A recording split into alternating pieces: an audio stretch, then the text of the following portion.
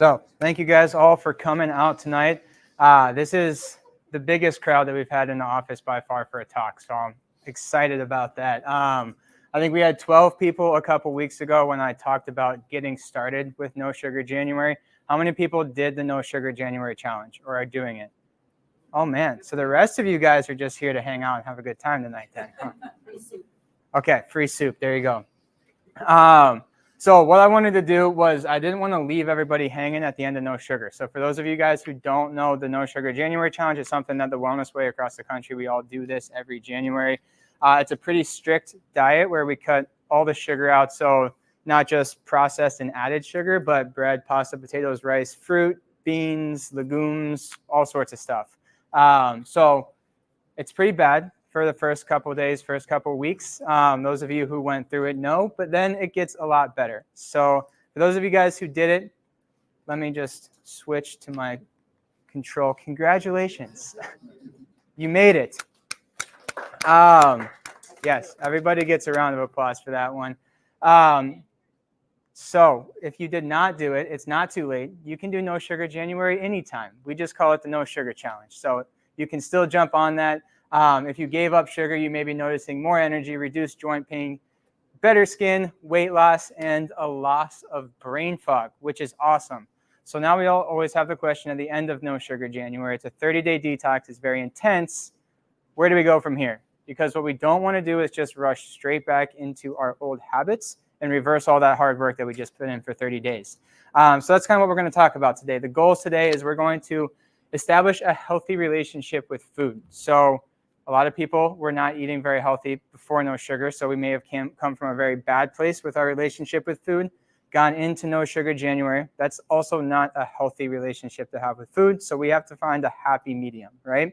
So No Sugar January is okay for 30 days. It's not okay to do for a very long period of time, right? So there's a lot of benefits from some of the things that we gave up. So we want to work on slowly reintroducing those things back into our diet, and we're going to talk about when to do that, how to do that, when and how to reintroduce carbs. We're going to talk about some of the common roadblocks that people may see with achieving their goals, and then understand how to build a healthy lifestyle that helps us support all of those goals. So let's talk about diet. First of all, we're being set up to fail with our diet. So how many people remember learning about this when they were younger? The food pyramid. So Dr. Patrick, who's the founder of the Wellness Way, always has a joke. If you eat like the food pyramid, you're going to look like the food pyramid. I see a couple people laughing because you guys have heard that one before. So food pyramid, the foundation is bread, pasta, potatoes, rice, all those things that I tell all my patients to stop right away. That's the foundation for our food pyramid. All the way up at the top, we've got fats. And so what we're going to talk about today is almost flipping the food pyramid completely upside down. And we're going to talk about why that's going to be important for us. If we look at the USDA Healthy Diet Guidelines and the ADA Diet Guidelines, 65% carbohydrates, 18% protein, 19% fat. The ADA is the American Diabetic Association. So if you have diabetes, which is an issue with blood sugar regulation, we'll just knock it down to only 60% carbs. That extra 5% should solve all of our problems, right? Clearly not, because diabetes is a huge issue in this country. And the reason for this is because of some sketchy research that was done way back in the 1950s. And so what happened was we started linking high sugar diet and health issues. And so Big Sugar got together and they put on a research study. And basically what they did was, so the researchers used fats and oils supplied by Procter & Gamble, so P&G, no bias there, right? And they used milk and ice cream supplied by the Hood Milk Company. They developed something that would come to be known as the Hegstad equation, which predicts the relationship between fats in the diet and serum cholesterol. So basically what they did is they took these fats and oils that were given to them by P&G, and they added them to waffles, muffins, cakes, cookies, pie crusts, biscuits, salad dressing, and spreads for bread. And then they concluded at the end of the study that it was the fats that were causing all the problems. What's in every single one of those things? Sugar. So how can we possibly have proper recommendations coming from a research study that basically put fat on sugar and then blame the fat? So both of those things can be issues. We're going to talk about why that's problematic here as we go through. But just know that studies were done way back when And they're setting us up to fail still to this day because we've never changed our way of thinking around diet. So what happens if we eat the traditional American diet that the ADA and the USDA are recommending for us if we eat like the food pyramid? No, I'm not going to show you guys a picture of someone who looks like a food pyramid, but what we are going to talk about is glucose regulation, so blood sugar regulation. For those of you guys who are familiar with type 2 diabetes, that is purely an issue with blood sugar regulation, right? So basically what happens is blood sugar is the easiest form of energy for our body to utilize. So we have sugar that circulates in our blood. We've got glycogen, which is stored sugar that's in our liver and in our muscle tissue. And so that's what we use for energy on a regular basis. Unless you're doing something like no sugar, unless you're doing something like a keto diet, blood sugar is going to be where we get most of our energy from. So what happens is after a meal, our blood sugar is going to spike. So we're going to absorb all the sugar that was just in our meal. And it's going to take us way, way, way outside of that the normal range here, right? So this 80 to 110 is about where our sugar should sit most of the time. So after a meal, we're going to spike really, really high. And then what's going to happen is we're going to have a hormone called insulin that gets secreted in response to blood sugar. What insulin does is it binds to the cells and allows our body to bring that sugar into the cell. So if you guys want to learn more about that, I talked all about that in my talk a couple weeks ago. You can go back and check that out on our Lakewood Ranch Holistic Health Facebook group. I'm not going to get super into the science of it, but for those of you who were here a couple weeks ago, you know I talked a lot more about blood sugar and insulin regulation. So what's going to happen is insulin's going to spike up because we just had a sugar spike. Now we're going to get a delayed insulin spike. And what's going to happen is that insulin's going to spike really high, and it's actually going to overcompensate. And we're going to drop our blood sugar back down below baseline. And we're going to end up going underneath of where we should be at this point. And that's called reactive hypoglycemia. What that does is that's going to create a lot of energy crashes, cravings, things like that throughout the day. So for those of you who know you eat a big meal, a couple hours later you get that energy crash. This is pretty much what's happening. And that's because of all the sugar that's in that meal. So how many people have heard of low glycemic and high glycemic foods, or the glycemic index? Okay. So the glycemic index is based upon the premise that different foods are going to raise your blood sugar different amounts. And so what's going to happen is a low glycemic index food is only going to raise your blood sugar a little bit. And this line right here represents insulin. And you can see we get a proportionate insulin spike to the blood sugar spike, and it brings us back down to neutral. Well, what's going to happen is if we have something that's really high glycemic index, you see how that insulin bar goes a little bit higher than the glucose bar? And what happens as a result of that is our blood glucose comes crashing down.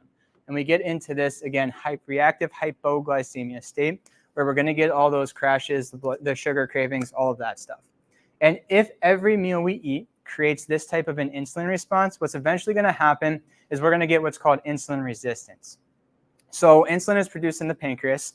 Just like anything else, your body can only do so much of the same thing for so long until it gets tired. And so what's going to happen is we're going to end up with beta cell dysfunction. Don't need to know that. That's just the cells in the pancreas that produce insulin. And so over time, our insulin production is going to end up decreasing.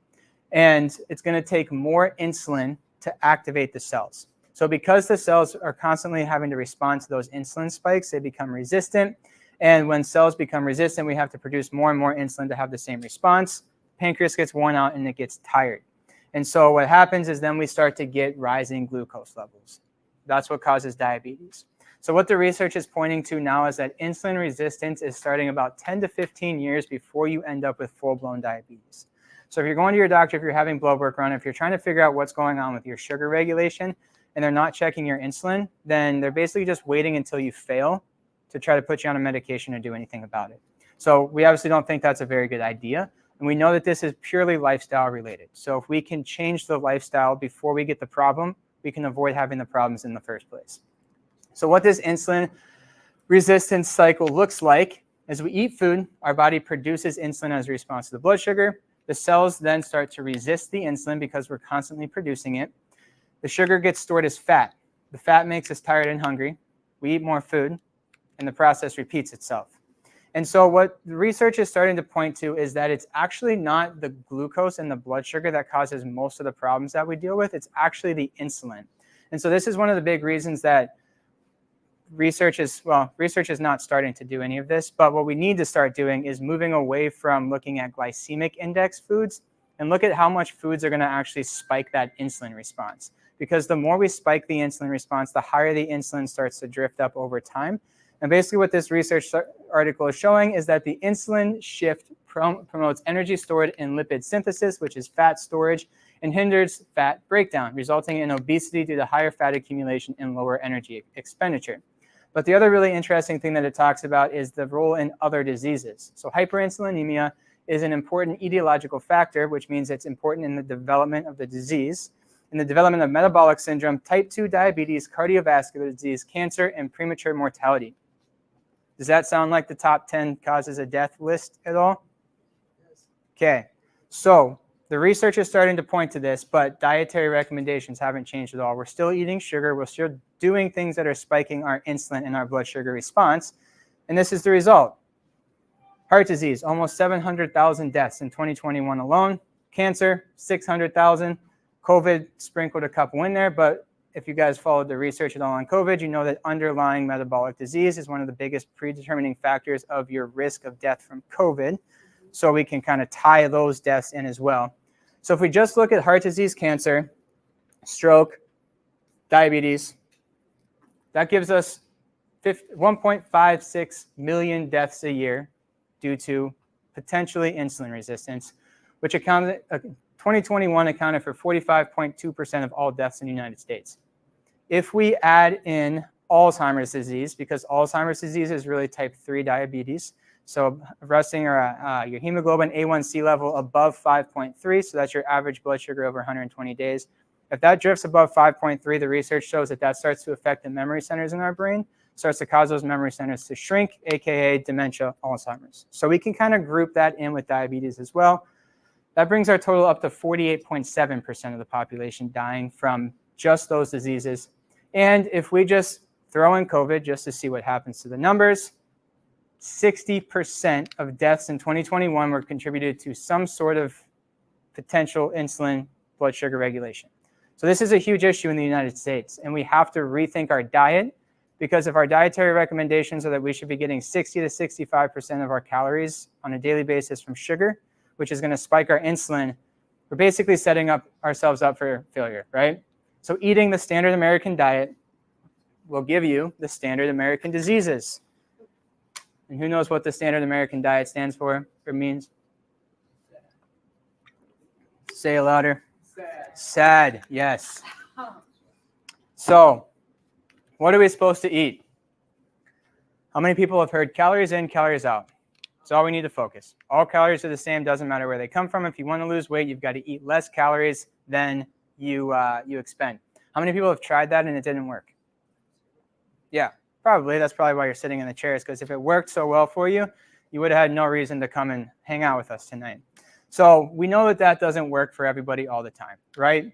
So calories in, calories out can't be true. And we actually know this because of research that was done 75 years ago during World War I, World War II, I'm not sure which one. Whatever one corresponds to that date, I'm not a two. There we go. Okay. Clearly, I'm not a history guy, but you guys aren't here to listen to me talk about history. So basically what they did was they took 36 conscientious objectors, and they wanted to see what the result of the war rations were going to be for their soldiers. So they can't feed all their soldiers enough food, right? So they basically did a research study. They took these guys from an average daily intake of 3,200 calories down to just 1,570 calories a day. How many people have tried to eat a 1,570 calorie diet or have been told that if you want to lose weight, just decrease your calories? I have people that come in, people who only eat 800 calories a day. It's terrible. And we know this. This research was done 75 years ago. Their meals were also carbohydrate rich and protein poor, so high in sugar, low in protein, and because that was what matched the war rations that they were given in Europe at the time. Their active lifestyle had to be maintained, just like if they were continuing to go through war, and they had to do at least 22 miles of walking each week. So what happened? How many people think that they lost weight and looked great? All right, you guys are smart. I wouldn't be using the research study if that's what the answer was, right? So the result was a 21% reduction in strength. The men felt old and constantly tired. Politics, sex, and romance lost their appeal to them. And food became an overwhelming priority. They started obsessively reading cookbooks and looking at pictures of food with an almost pornographic obsession. So That's proof that food is one of the most emotional things, because you take food away from people, everybody's going to hate you, right? So physiologically, their heart rate slowed from 55 to 35. Their metabolism slowed to conserve calories, so their body went into starvation mode. Bowel movement frequency dropped. Their blood volume dropped by 10%. Their hearts actually shrank in size. So even though they were continuing to do the same amount of exercise, their heart shrank in size. They got edema around the ankles, knees, and in their faces. And they dealt with things like dizziness, muscle soreness, ringing in the ears, reduced coordination, whitening of the eyeballs, and they felt cold all the time. So this is a picture of one of the men, Dan Miller, during the 24-week of starvation. How many people would say this guy here looks healthy? No, certainly not. So clearly there's more than just calorie restriction that we have to be looking at if we want to lose weight and stay healthy, right? So he definitely lost weight, but he's definitely not healthy. And so when people say they want to lose weight, really what they mean is they want to be healthier. They don't want to just lose a bunch of weight for the sake of losing weight, right? And so what they did after the study was they put these guys on a kind of rebuilding type diet. And so their calorie intake for the daily calorie intake, I believe, ranged from anywhere from 4,000 to 11,500 calories a day to try to rebuild that strength. The average was about 5,000 calories a day. In 2003, 19 out of 36 were still alive. And in interviews, they admitted that there were still lingering psychological effects after the study. And that was nearly 70 years prior, 60 years prior. So you're saying calories don't matter? Well, that's kind of what I'm saying. But what I really want you guys to do is to start to think differently about food and about what we need to be looking for when we're putting things on our plate, right? So let's break it down to make it a little bit easier. So what is a calorie? Simply put, a calorie is a unit of energy. So a calorie is the amount of heat required at the pressure of 1 atmosphere to raise the temperature of 1 gram of water 1 degree Celsius. So when we talk about calories, it's how much energy can you produce from the food. And so they put them in these little chambers and they light it on fire and they say, okay, it takes this much to heat the water this much, basically.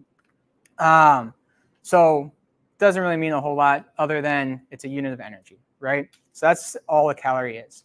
And so instead of calories in, calories out, what we need to focus more on is calories eaten versus calories burned, right? And so what we're going to talk about is how a calorie is not a calorie, right? So if we're measuring calories at the mouth, which is when you go and you look at the nutrition facts and it says it has 250 calories, that's how many calories are entering your mouth. But that does not mean that that's how many calories are going to actually affect your body physiologically. So if you look at calories eaten or calories at the mouth, a carbohydrate is going to have 4 kilocalories per gram. Proteins are going to have 4 kilocalories per gram, and fats are going to have 9 kilocalories per gram.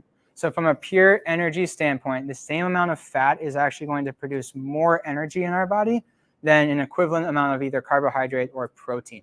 And I didn't put it on here because it's not a nutrient and we're not recommending it, but alcohol has 7 calories per gram. So that's at the mouth. So let's talk about how many of those calories actually get absorbed. So there's a couple different things that we have to look at. The first one, if you guys were here a couple weeks ago, you may recognize this. We have what are called insoluble fibers. So insoluble fibers are considered carbohydrates, and they're not going to actually be absorbed. So those are things that you're eating that are actually going to feed all your gut bacteria. So we have trillions of bacteria that live in our gut, and those guys got to eat too. So the insoluble fiber is food for all of our little friends in our digestive system. So basically, we have a bunch of different types of carbohydrates. They're named based on the size and number of carbon chains that they have. These are your insoluble fibers over here. So those are not going to get absorbed. So say a nutrition facts label says it has total carbs, and then it'll have net carbs on it. So that's subtracting out the soluble fiber. So those calories from fiber, they don't count physiologically. So we can't count those calories. The other thing is what's called the thermic effect of food. And this is the amount of energy it takes for your body to digest, absorb, and metabolize the food into energy. So you don't just get to eat food and instantly it becomes energy in your body. It takes work in order to do that. And so that work depends on the type of food you're eating, right? So carbs, the thermic effect of food is 15% for carbs. Basically what that means is that if you're having 100 calories of carbohydrate, 15 calories is how much your body is going to have to expend in order to break down, absorb, and utilize the carb. So really the net effect there is 85 calories. So for every gram of carbohydrate, we're really only getting 3.4 calories from that once we've absorbed it and utilized it. For protein, it's way higher at 25 to 30. Guys, you may know this. How many people have eaten a ton of meat, gone to a barbecue, and they got the meat sweats? Yep, I've been there. I see some shaking heads in the audience. But when we eat a ton of meat, it actually takes a lot more energy to break that down. And so our metabolism has to increase. So hence the meat sweats. And then fats. So the thermic effect of fat is very little, which means most of the fat that's coming into our body we can actually utilize for energy without having to expend a whole lot of energy to break that down. And then we'll look at the calories that are actually utilized. And this is where we're going to talk a lot about how a calorie is not actually a calorie. So when it comes to calories that get absorbed, by the time it's broken down, absorbed, and we can utilize it, carbohydrates are broken into glucose molecules. So those are the individual glucose molecules. If you guys want to learn more about that, go back to my other talk. They're the fastest form of energy, which is why carbohydrates are always going to be your preferred energy source. So if you ever want to break down fat, your body will never break that fat down for storage if there's carbohydrates circulating in your system, because it's way easier to just use those sugars for energy. Proteins are broken into what are called amino acids. There's 20 amino acids. 9 of them are, well, 8 to 9 are considered to be essential amino acids. Depends if you're a kid or an adult. And those amino acids are used to build muscle, enzymes, signaling molecules, hormones, all sorts of things. And they're a last resort for energy expenditure. So if your body is having to break down and utilize protein for energy, you're in a really bad spot. And then the last one is fat. Fats are broken into free fatty acids. Fats are also very important for absorbing vitamins A, D, E, and K. Those are considered fat-soluble vitamins, which means no fat, no absorption of your nutrients. They're also used as signaling molecules, and fats make up the cell membrane of every cell in our body. Fats are a slower energy source, but as we talked about, they will yield more energy per gram if we can utilize fat for fuel. And if fats and carbs, if they're not utilized for energy, they're going to be stored. And energy storage in fat tissue is basically just energy savings for a time when you can't eat, essentially. So if you think about bears, they get really, really big before hibernation. They put on a lot of fat. Then they go into hibernation, their metabolism drops, their heart rate drops, and their body starts to burn through all that fat storage. And then they wake up and they're really skinny again. So that's kind of how that system works. So if we want to talk about how we should be eating, we want to look at what's going to, again, create insulin responses like this. So we want to eat calories from carbohydrates, proteins, and fats in such a way that we're not going to be creating huge, huge insulin spikes. So how many people have heard of essential amino acids, essential fatty acids? How many people have ever heard of an essential carbohydrate? Oh, that would be silly to say, right? Because there is no essential carbohydrate. Glucose is what we use for energy. It's the easiest and the most readily available form of energy, but your body is very, very smart and it can make glucose from other things. So we don't actually need to have glucose. What we do need to have are fatty acids because our body can't synthesize those and they're very important. We also need to have certain essential amino acids here as well. So we have to have proteins. So why are we eating the majority of our diet of things that we don't have to actually have in our diet? Again, it doesn't make sense. There's no essential carbohydrates. All right. So what are we supposed to eat then? Because it's probably all sounding a little bit confusing at this point. So we're going to start to kind of connect the dots here a little bit. So back to our blood sugar and insulin spikes. So if we look at the effects of blood glucose over time, carbohydrates are going to create a really, really high, really fast peak. We're also going to have protein and fats that can also affect blood glucose because all of those are going to create that glucose response within the body. But what we see is that proteins and fats both have a much more delayed response, and it's also a lot lower response. So what we're not going to see with protein and fat intake is a huge insulin spike that's then going to drop our blood sugar way down low, create insulin resistance, and all those things that come from that. So wouldn't it then make sense that the majority of our diet is coming from things like protein and fat, that we're not going to be creating damage to our body, especially since our body can run off of and get a lot of energy and fuel from those things. So what should we eat? We should eat real food. Avoid things that you're allergic to. So if you've had your food allergies tested, don't eat your food allergies. We need to increase good, healthy fats in the diet, increase lean proteins, and add in more collagen. Tons of veggies, and maybe some fruit sprinkled in there as well. On workout days, for people who exercise a lot, we need to increase carbohydrates, preferably fruit, before and after your workouts. So we'll talk about what that looks like. So proteins. What should we be looking for when it comes to good quality proteins here? So organ meats are number one. How many people have sat down with a doctor in this office and been told that you need to eat organ meats? Yes, okay, good. How many people were given a supplement called male glandular, female glandular, liver glandular, digestion glandular, immune glandular? Okay, I see a lot more hands coming up. That's because you guys probably don't want to eat organs, right? But organs are the most nutritionally dense foods on the planet. So if you look at the way that animals eat, you see a lion out in the Serengeti, they kill a gazelle, what's the first thing they go for? They rip it open and they eat the organs, and then they eat the skeletal muscle last. It's because they know that they're going to get the most nutrients possible from the organs. We need to look for 100% grass-fed, grass-finished meat. So it needs to say organic is not enough. It needs to say 100% grass-fed, grass-finished. So it can either say 100% grass-fed, or it can say grass-fed, grass-finished. If it just says grass-fed, that means that they basically take it and feed it a bunch of corn 2 weeks before they take it to slaughter to fatten it up, and then they slaughter. So it's no different. And it makes a huge difference. So there's a lot of research out there of people saying that animal meat is really bad for you. But what they're not talking about is the quality of meat. And the diet of an animal makes a huge difference, because if it's 100% grass-fed or wild foraged, the fat content of that meat is going to skew more towards omega-3 fatty acids, which are the very beneficial type. If it's not, and it's fed grain, those fats that are being produced by the animal are going to be very toxic omega-6 fatty acids. So if you're eating just regular supermarket meat that's not organic, that's just corn-fed, the fat in that meat is actually very inflammatory for your body. So we need to eat a lot of protein. Protein's very good for us, but it needs to be good quality protein. If it's poultry, people always ask me, oh, should I get grass-fed poultry, grass-fed chicken? No, chickens don't eat grass, so that wouldn't make any sense. But you need pasture-raised poultry.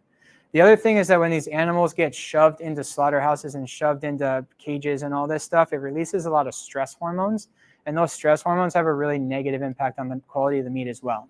So wild, pastured, grass-fed, grass-finished, organic is what we need. When it comes to fish, we need to have wild-caught fish. So we don't want farm-raised fish. It needs to be wild-caught. There's a lot of places that you can get really good wild-caught fish and grass-fed meats from around here. And then we want to get most of our protein from animal products. So you're going to have the argument from vegetarians and vegans, oh, I can get all my amino acids and I can get all this stuff from plant protein. The problem is that plant protein is only about 50 to 80% bioavailable. And there's no complete plant proteins. You have to mix a bunch of things together in order to create a plant protein. So how many people have ever looked at like the back of a vegetarian or vegan protein mix? How many different protein powders do they have mixed in there? They've got 1,000 different types of protein, because what they're trying to do is take plant protein and have it have the same benefits as animal protein. Well, why would we not just have animal protein that's over 90% bioavailable, has all those nutrients in it, and we don't have to mix a ton of stuff together, right?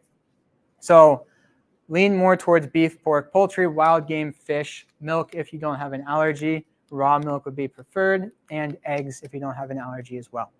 So protein is a very essential part of our diet. Getting animal protein is very important as well. Let's talk about fats. So fats is where people go crazy sometimes, because it's hard to figure out where to get good, healthy fats from. And a lot of the stuff on this list, organ meats, grass-fed meats, wild-caught fish, also really high in really good quality fats. We've also got to avoid omega-6 fatty acids, seed oils.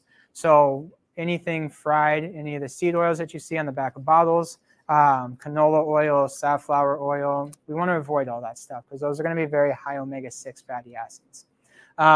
So we can get you guys these slides so you can get these pictures. But if you just look up high omega-3 foods, there's all sorts of good quality fats. And then let's talk about carbohydrates. So simple carbohydrates around workouts. So let's see, am I going to talk about this here? I don't remember what slides I put in here. Okay, I'm not. So in my last talk, I pulled up an image, and it was the glucose blood sugar regulation cycle. And so basically the way that that works is we intake glucose or intake carbohydrates, our blood sugar rises, and then either our muscles utilize that sugar to produce energy, and that brings the blood sugar back down, or we start to store that blood sugar, and it comes back down again. Then our blood sugar drops low, we have another meal, we increase that. So the other thing that can happen is that our muscles can start to take all that blood sugar up. So if we're going to be exercising, we're going to be utilizing a lot more sugar.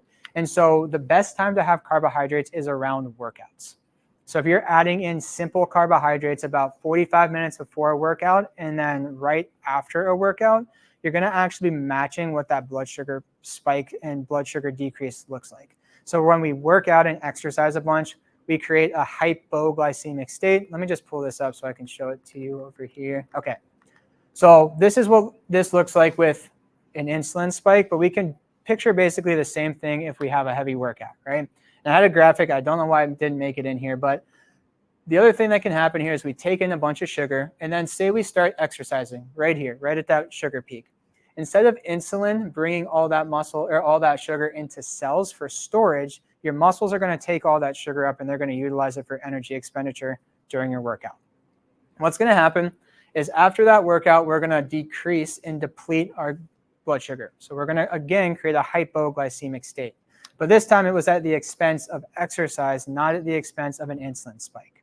And so what we're going to need to do is right after that workout, our muscles are going to be depleted of what's called muscle glycogen, which is our muscles' energy storage.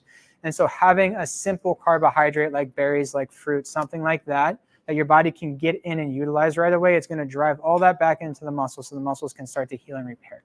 So what I always recommend for people is when you're eating carbohydrates, let's try to eat our simple carbs, simple sugars around workouts.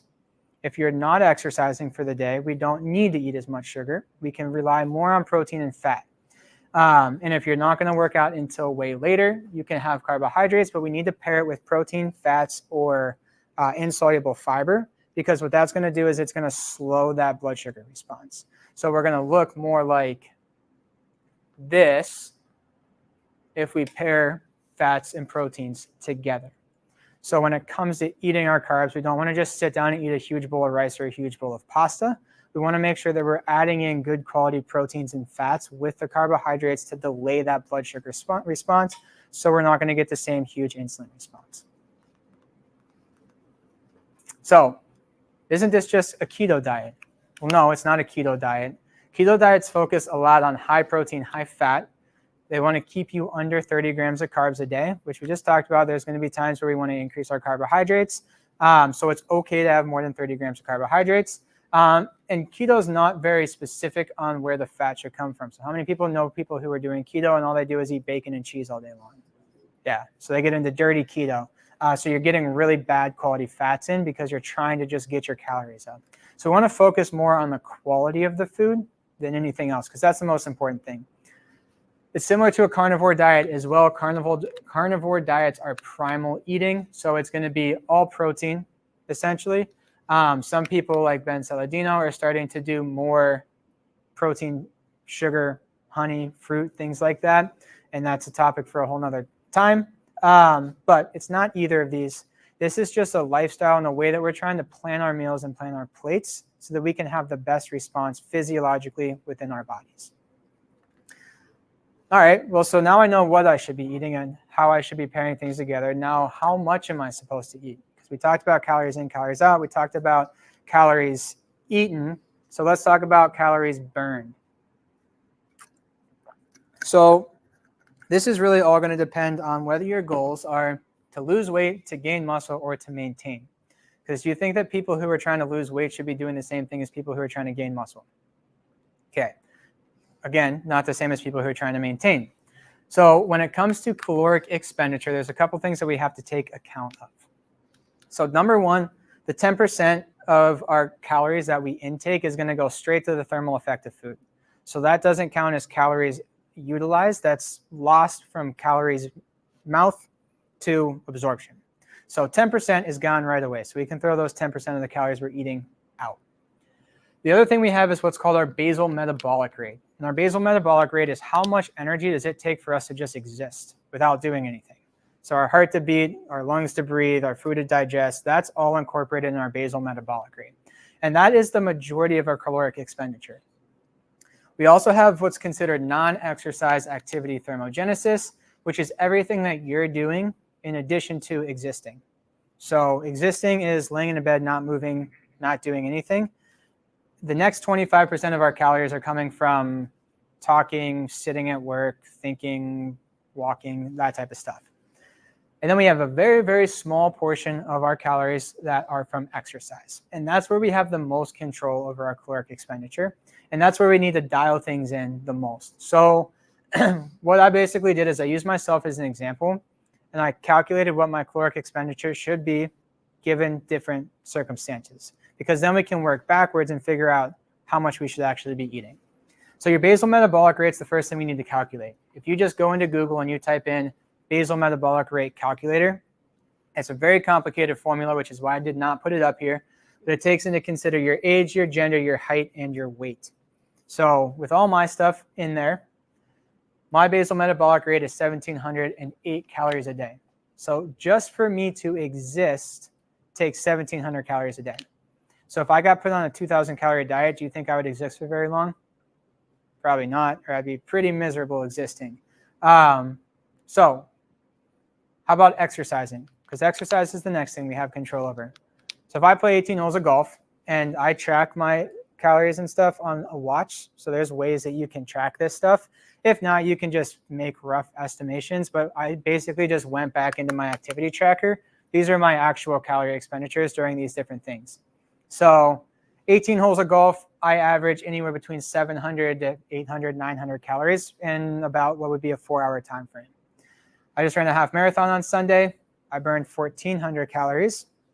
If I go for a simple 4-mile run, that's 500 calories. If I'm doing a 45-minute strength training session, I'm going to be burning about 250 to 300 calories. So if you have the ability to track this, it can be a very important metric, so you can get more specific. If not, you can kind of just guess. You can just go Google how many calories do I burn running for 30 minutes or something, and you can get pretty close. So then how are we going to calculate that caloric need? So our calories that we're going to need for the day, if we just want to straight up not do anything, if my goal is just to maintain, I'm going to need to add my BMR, which was 1,708, my energy expenditure from exercise. So say for this example, I'm going to go for a 4-mile run in the morning. I'm going to go play golf with my buddies in the afternoon. That's going to be 1,300 calories from my exercise. So the total for my BMR, my energy, is 3,000 calories. Now the next two is a little bit more complicated, and I just did rough estimations here. 10% of the calories I eat is going to go straight to utilizing those calories, so those don't count. So I'm adding an extra 300 to the 3,000 calories. And then we've got our non-exercise activity thermogenesis. Neat. That's going to add another 25%. So if I want to maintain as an active young adult, I have to eat 4,100 calories a day. How many people would lose their shit if their doctor told them to go home and eat 4,100 calories a day? Yeah, okay. So now the key there is I'm adding in 1,300 extra calories because of my energy expenditure for the day. What happens if I don't do that energy expenditure, I don't work out, and I eat the same amount of calories? Now I'm going to have a big surplus, and now I'm going to be in trouble, right? So it's important to make sure that we at least have baselines. Now, this does not mean go home and be like kind of crazy psycho about how many calories you're supposed to have a day. But if you can just run the numbers and say, this is what I should have on an active day, this is what I should have on a lazy day, and you can kind of figure it out roughly, we're going to set ourselves up for a lot more success. But if you're just guessing, if I went on a 1,700 calorie diet, I would evaporate. I almost evaporated during no sugar. So I'm excited to get back to my 4,100 calories, but it's expensive at the grocery store. So now we know how many calories we need. Where are they supposed to come from? Carbs, protein, fat. We can get a lot of calories from everything, right? So let's talk about reworking that food pyramid that we talked about, because we don't want to just be walking around shaped like a food pyramid. So let's try to come up with some sort of a rationale and an understanding for why we're going to eat different percentages of things. So if we look at what our brain is composed of, how many people would like to eat in such a way that they're feeding their brain? Yeah, that would make sense, right? So our brain is 61% fat, 35% protein, and 4% carbohydrates. Does that look like the food pyramid? Not really. How about body composition? 35% fat, 45% protein, 5% carbs, 3% vitamins, and 12% minerals. Does that look like the food pyramid? No. So what if we did something like this, and we ate 55% fat, 35% protein, and 10% carbs? How many people would lose their shit if their doctor told them to eat 55% of their calories from fat? But does it make sense from an energy expenditure standpoint? And does it make sense from a what is our body even made of standpoint? And does it make sense from an insulin standpoint and a preventing long-term disease standpoint? What I didn't say is go eat a bunch of bacon and cheese and eat a bunch of calories through that. We have to pick our calories properly, right? So what does this look like for me? So let's say I have to have 4,150 calories a day. So remember, not every type of food and every nutrient provides the same amount of energy. So if I'm looking for 55% of my calories coming from fat, and each gram of carbohydrate is going to yield 9 grams of fat. 1 gram, 9 calories, right? So I can take my 55 grams of fat, that's 55% of my total daily caloric intake, should be 2282 kcals. Divide that by 9, I should have 253 grams of fat. Now I already added the 10% thermal effect of food into my initial calculation, so I'm not taking that into account here. 35% protein, that's going to give me 1,400 calories worth of protein, which is 363 grams of protein a day. So you can see how even though the percentages are skewed, I'm actually still eating more grams of protein than I am fat. So even though 55% of your calories from fat seems like a lot, it's not actually as much on your plate as the protein is. It's just because we're getting more energy from the fat. And then 10% of that is carbs. So that's 75 grams a day of carbs. So I'm still more than double the threshold for what a keto diet would be. And I'm going to make sure that I'm timing my carbs so they're around workouts. Does that make sense? How many people think this makes at least a little bit of sense? Yeah, right? So when am I supposed to eat it? Shoot, you mean there's more complexity here? Not really. We talked about when to eat carbs around workouts, around exercise. Let's talk about intermittent fasting. How many people have heard of intermittent fasting? How many people have tried intermittent fasting? Okay, how many people want to try it but don't know if they should? Okay, so benefits of intermittent fasting: weight loss, lower cholesterol, lower blood sugar, less inflammation, improved cognition, prevent against neurodegenerative diseases. Sounds pretty great, right? So intermittent fasting is not really fasting. Really what it is timed eating. It doesn't count as a fast until your body has completely burned through all the energy stores from your last meal, which takes about 24 hours. So unless we're doing a super extended fast, we're not actually fasting. We're really just doing timed eating.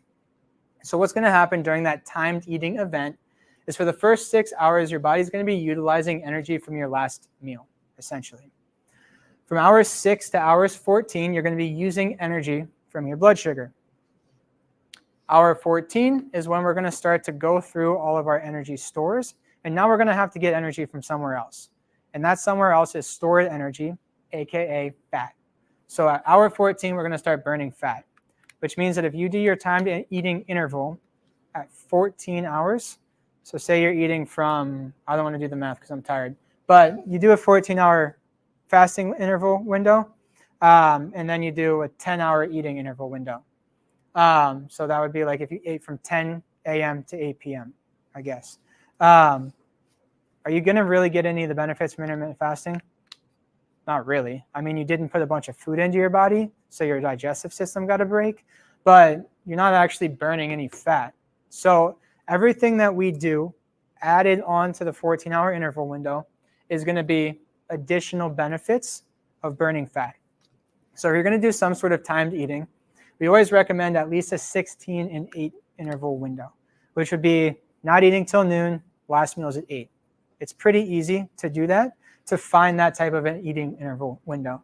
And then as you get better at it, it gets easier because your body starts switching energy systems and it gets better at actually utilizing fat for energy. And then you can start to shrink that eating window. Now, this is not for everybody, right? So if you're a guy, you can always do intermittent fasting. You can do it all the time and you can start right away. If you're a female, let's pump the brakes for a little bit. Sorry, ladies. Depends on the day. I don't know if you know this, but your physiology is not the same as a male. Anybody who tells you that it is doesn't understand science. So we have to understand that what guys can do, what your husband can do, you should not try to do the same thing because you might make yourself sick. So if a female can fast, depends on where their hormones are at and where their adrenal health is at. Someone who's super, super stressed all the time, do not run out and fast because fasting is a stress on your body. Your body handles that stress. It's an acute stress. You get stronger because of it. But if you're already really stressed, you don't want to be stressing yourself out even more. If you're a female and you're going to fast, what I would recommend doing is skipping your evening meal. Most people who do intermittent fasting skip their morning meal. They eat lunch and dinner. I would recommend eating breakfast, eating a big lunch late in the day, and then skipping your evening meal. But you should talk to your Wellness Way doc first to make sure that that's going to be the best choice for you.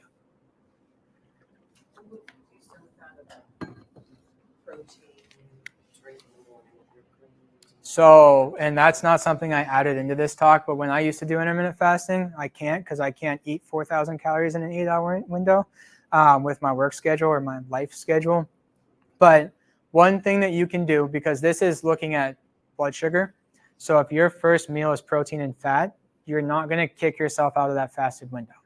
So what I used to do was I would do like a 10 and 6 window, but at 10 o'clock I had a protein shake with no carbs in it.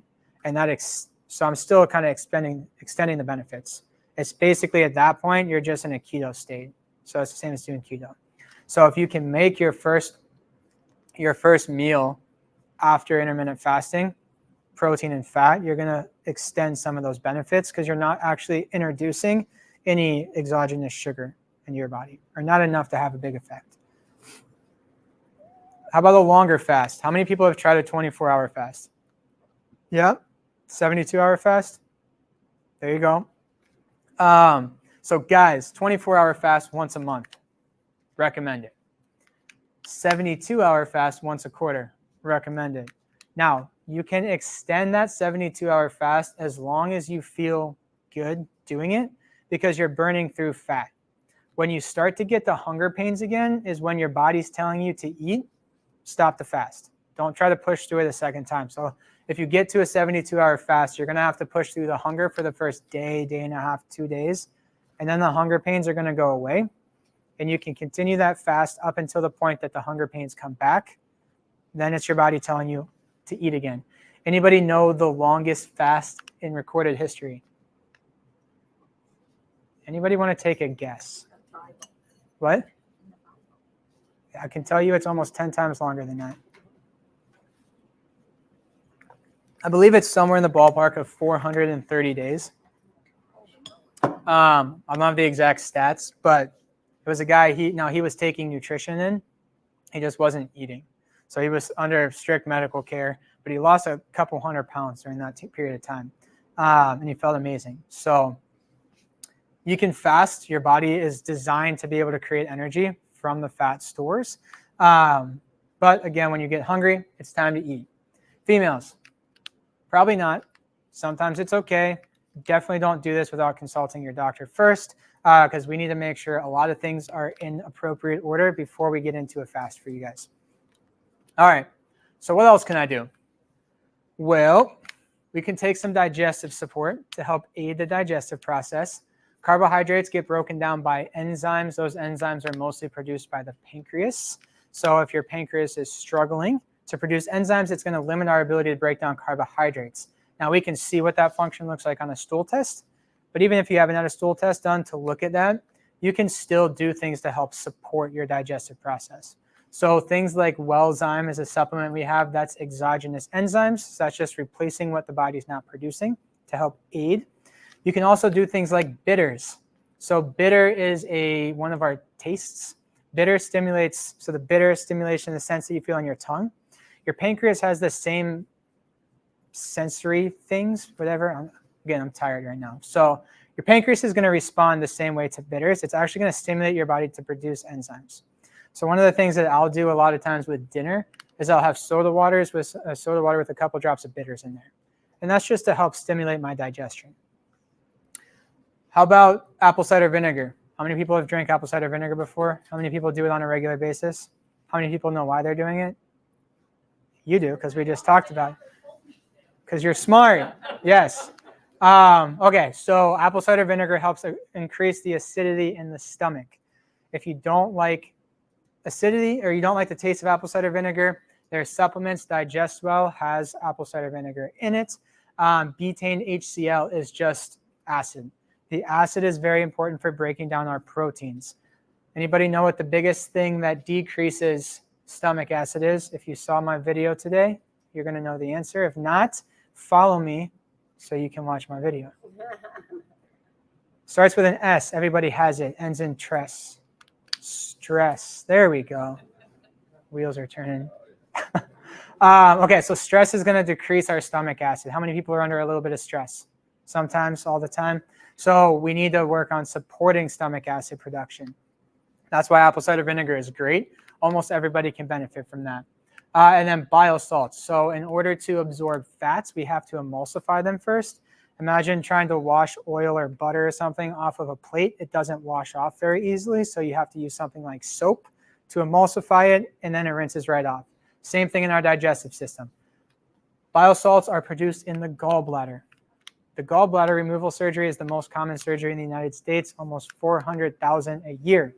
So a lot of people have gallbladder dysfunction.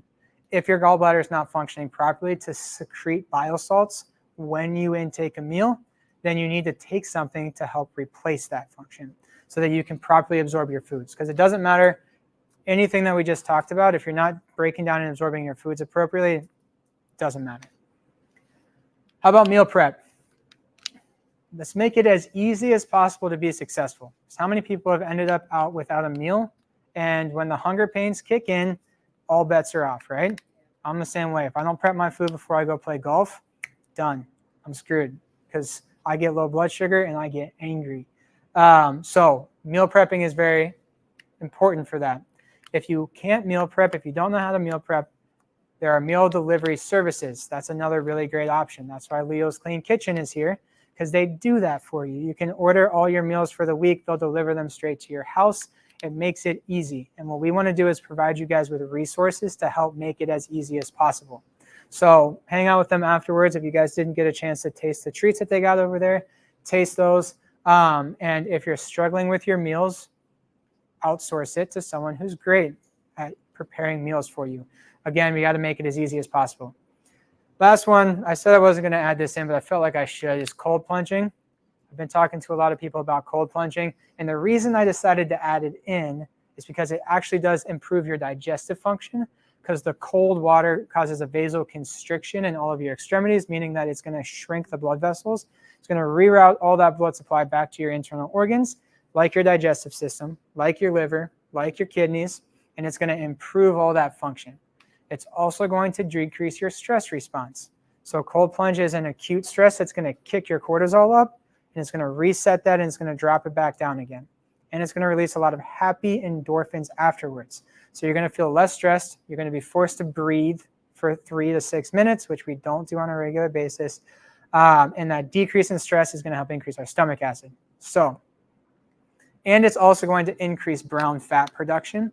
Brown fat is a thermogenic type of fat. It's not the same as visceral fat. And more brown fat actually increases your metabolic rate and helps you lose visceral fat. So it's 3 reasons that cold plunging is good for your digestion. And if we're trying all these things and we're still hitting roadblocks, it's not your fault. There may be other things going on, like stress. There may be food allergies involved where we're creating an immune response to the foods that we're eating. There may be hormonal imbalances, there may be gut dysfunction, or there may be thyroid conditions. So if you're trying all this stuff to try to reach your goals and you're not able to hit those goals, don't worry, we can help. All right. Questions? Yes. When you say cold plunge, do you mean somebody's got to fill their tub and get in there? And you say run the cold water over the shower? In a lot of places that would work, not in Florida because the water doesn't get cold enough. So the water needs to be below 50 degrees and you need accumulation of at least 11 minutes a week. So in Florida, the water coming out of the tap is probably 70 at the coldest. So if you took a trip up north, you could do that. It's better than not doing anything, but it's not going to get you all the beneficial effects. Below 50. Is there anyone that shouldn't do it? See, I knew this was a good idea. People, her question first, you should not do it if you have heart conditions, some neurological conditions, some autoimmune conditions. So chat with your doctor first if you're not sure. If you have a cardiac condition, definitely don't do it without talking to your doctor first. Almost everybody else can benefit from it. 3 to 6 minutes at a time. Accumulate at least 11 minutes a week. How is that different than like the extreme heat? Everybody loves the cold plunge. I know the heat too. So both are really good. Heat's going to release heat shock proteins. Cold plunging is going to release cold shock proteins. Both of them are going to scavenge around in your body and reduce free radicals and decrease inflammation. Both of them are great. Heat's going to pull blood flow to the surface. It's going to help decrease toxins and things, and the sweat from like an infrared sauna like we have over here, that low level heat with the red light is going to have about 80% toxins out in that sweat. So it's a great way to get rid of toxins. The cold plunge is going to do the opposite, and it's going to pull all that blood flow to your internal organs. It's going to help increase internal organ function. All of your blood flow in your extremities, your arteries have soft tissue or smooth muscle that surrounds them that contracts to pump blood. That controls how big or small they are. So just like you go to the gym and you do bicep curls and you exercise your bicep and contract it, doing something like a cold plunge is basically contracting, forcing those smooth muscles around your arteries to contract. So you're exercising your cardiovascular system. Yes. So if you do the red light sauna, This is so funny. I told all of them I wasn't going to do the cold plunge. And you were talking about sweating. Some people don't sweat in the red light sauna. So are you getting the same benefit? Is your core still heating up enough? It's a great reason to talk to your wellness way doc because there's probably something going on with your liver or your thyroid or something else. You don't sweat. Yeah. Yes. Joe. How about face plunge in the ice pool as a starter to the cold plunge? That's in the even bathtub? I would argue that that is worse, but that's going to cause, you're still going to get the same effect of the blood flow on your face.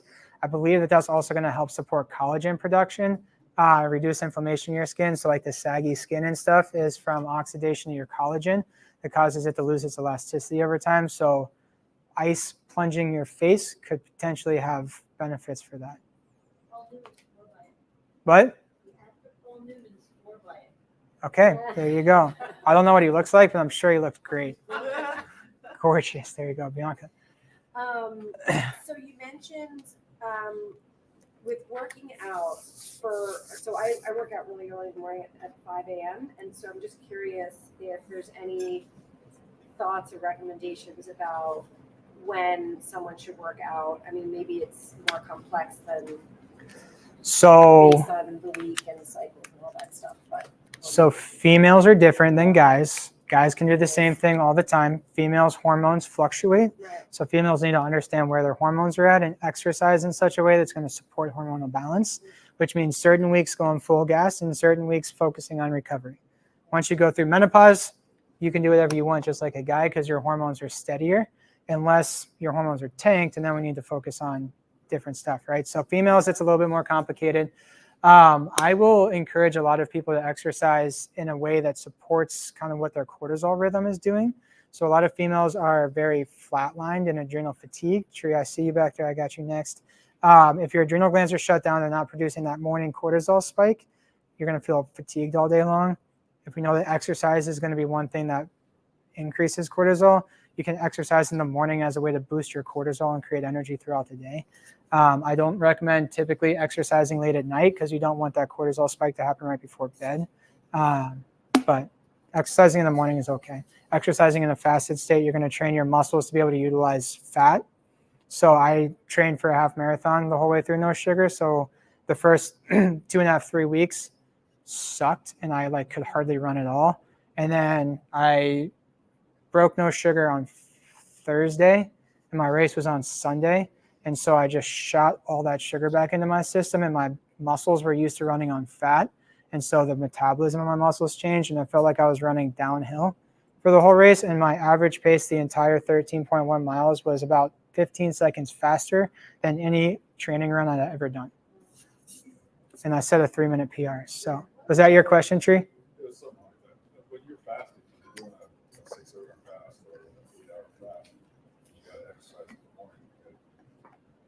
Carbohydrates, how do you do that? Yeah, that was my follow-up question too. Like, what do you eat around morning workouts, right? Like protein. Carbs, So that's the other reason that I don't do intermittent fasting. Is because, so you got to figure out what works for your lifestyle. These are all just recommendations. But the key is not to beat yourself up trying to figure it all out. The key is just to do the best that you can. I mostly work out in the mornings. And so a lot of times I'll eat after a workout. Sometimes I don't eat after a workout just because I'm running late or don't have food at home or whatever. And then you're just slowing down your muscle recovery a little bit. Same thing with cold plunge. You don't want to cold plunge after a workout. Going in the sauna would be better. So there's a lot of like intricacies. So this is why I gave you guys all papers to write comments for future talks on, because I'm starting a YouTube and I'm going to do 10 to 15 to 20 minute short form videos on this type of stuff. So I can create content on that and dive like much more deep into that. Yeah. As far as like hot tubs, how often would you recommend? What duration? Depends on how hot it is. Say 100 degrees. I don't know. I don't have a very scientific answer for that.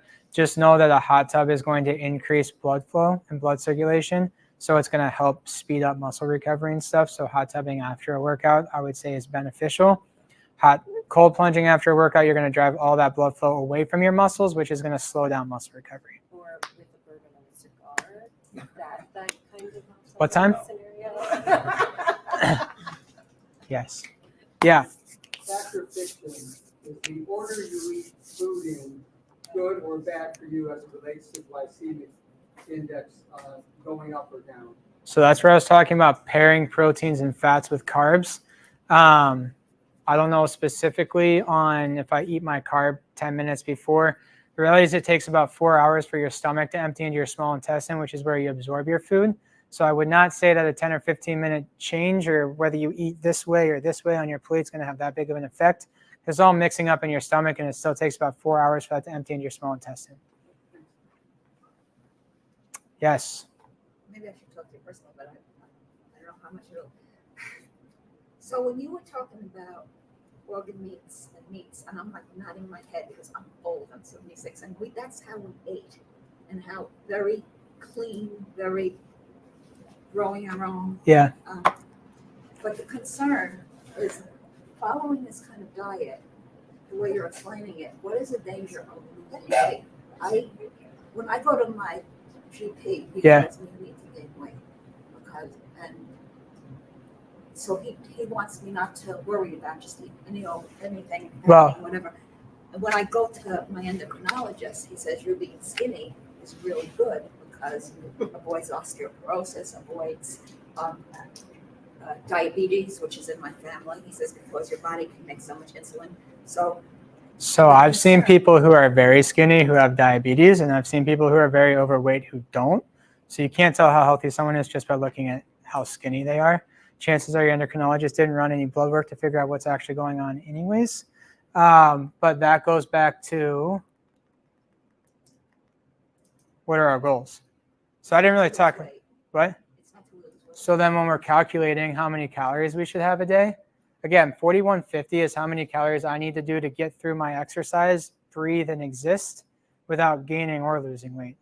If I decrease that caloric intake, even if it's from the right foods, I'm still at an energy deficit.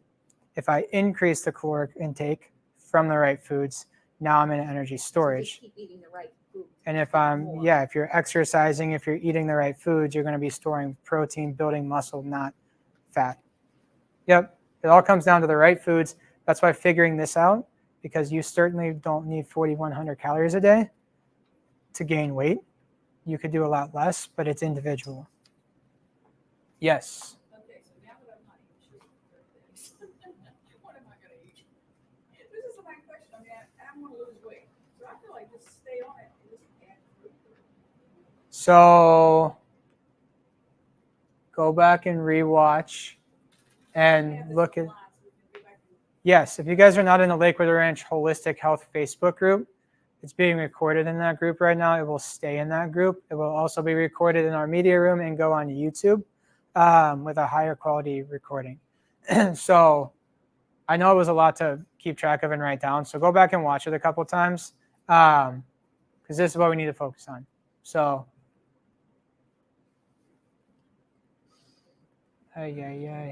all this stuff, proteins, good quality proteins, good quality fats, adding in carbs, but just knowing that you need to add them in with protein and fats, or you need to add them in around meal or around exercise, that type of stuff. Yep. Yes. Salmon, trout, avocados. That's where this. So I just went to Google and I typed in high omega-3 foods. So mackerel, salmon, whitefish, herring, anchovies, tuna, oysters, blue crab, shrimp, grass-fed, grass-finished beef, flax seeds, hemp seeds, chia seeds if you're not allergic to them, walnuts, and then like broccoli, spinach, cauliflower, Brussels sprouts. So there's a lot of good healthy fats out there, but this is where a lot of people struggle because everybody knows that you can eat meat and get protein, and everybody knows you can eat bread, pasta, potatoes, rice, and get carbs. But we've been trained for so long, don't eat fats, that nobody even knows where to get healthy fats from. Yep. So if you're going to use butter, use grass-fed, grass-finished butter, use tallow, use beef fat. So I just got a delivery today from US Wellness Meats. I got 15 pounds of liverwurst. I got like 2 pounds of beef tallow. I got a bunch of organic beef sausages and things like that. I'm very excited to go home and dig into that. And I'm sad that it didn't get delivered yesterday because I would have brought you guys all liverwurst to try. Yes. So US Wellness. There's a bunch of bison in that as well. I love bison. So, and we have a discount code. If there's somewhere, there's a thing that you can scan a QR code. And Force of Nature is where I get a lot of my meat from. There's a 10% discount code if you scan that QR code. And they have 100% grass-fed, grass-finished bison, beef, venison, wild caught elk, wild boar, and chicken. And it's awesome. And if you're still struggling, April, wave in the back, she's our health coach, and she can help you with all of these questions. You guys have fun? No more questions?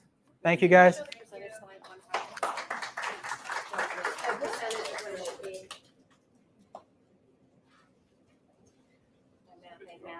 This one? There you go. March 7th, we're doing another thing with Leo's Clean Kitchen. It's going to be like a cooking, meal prepping class, I think, right? Something? Yeah, we're going to do like build a bowl. We have grass-fed, grass-finished beef, and a bunch of other fun toppings that you guys can come and build with us. So, Yes. in our front room. Yep. Build your own burrito bowl and learn how to meal prep and cook and all that stuff. So, what? March 7th. And if you scan in your thing, there's a QR code to register for that one on Eventbrite. Cool?